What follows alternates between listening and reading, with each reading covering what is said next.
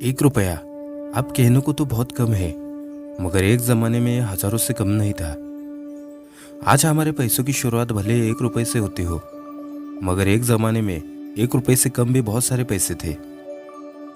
आपने ये कहावतें तो ज़रूर सुनी होगी कि उसके पास फूटी कौड़ी भी नहीं है, वो पाई पाई का मोहताज है। या किसी से ये भी सुना होगा कि चमड़ी चली जाए पर दमड़ी नहीं देगा। तो इस तरह की कहावतें क्यों बनी और 1 रुपया कैसे हज़ारों के बराबर था? इसके लिए हमें यह जानना होगा कि हमारे पुराने ज़माने में पैसों की शुरुआत कहाँ से होती थी। तो इसकी शुरुआत होती थी फूटी कौड़ी से। 3 फूटी कौड़ी 1 कौड़ी के बराबर थी और 10 कौड़ी 1 दमड़ी के बराबर। 2 दमड़ी 1 ढेला या 1.5 पाई के बराबर था और 3 पाई मिलकर बनता था 1 पैसा, वो भी पुराने वाला।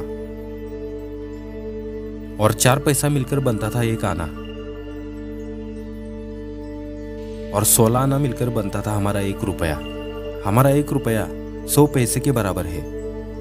इसे इस तरह से भी समझे, 1 रुपया यानी 265 दमड़ी और 265 दमड़ी यानी 192 पाई और 192 पाई यानी 128 धेला और 128 धेला यानी 64 पैसे, वो भी पुराने वाले। और 64 पैसे यानी 16 आना और 16 आना मिलकर बनता था 1 रुपया। तो उस ज़माने में आजकल का 1 रुपया भी कितनी बड़ी रकम थी। समय बीतने के बाद आंकड़े भी बदलते गए। अब हमारे पैसों की शुरुआत होती है 1 रुपये से, मगर इसका अंत कहाँ तक है ये कोई नहीं बता सकता।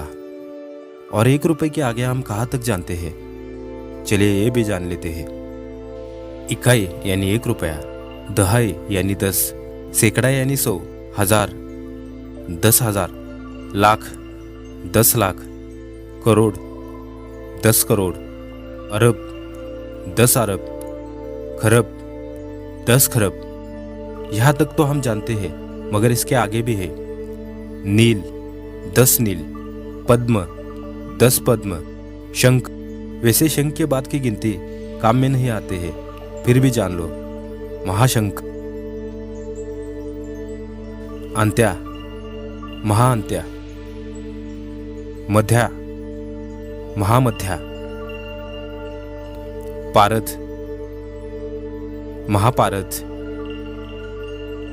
घून, महाघून। एक बार 0 को भी नोटिस कर लीजिए। अशोहिनी और अंत में महाअशोहिनी।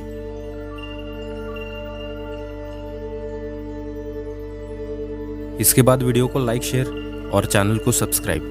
जय हिंद, थैंक्स फॉर वॉचिंग।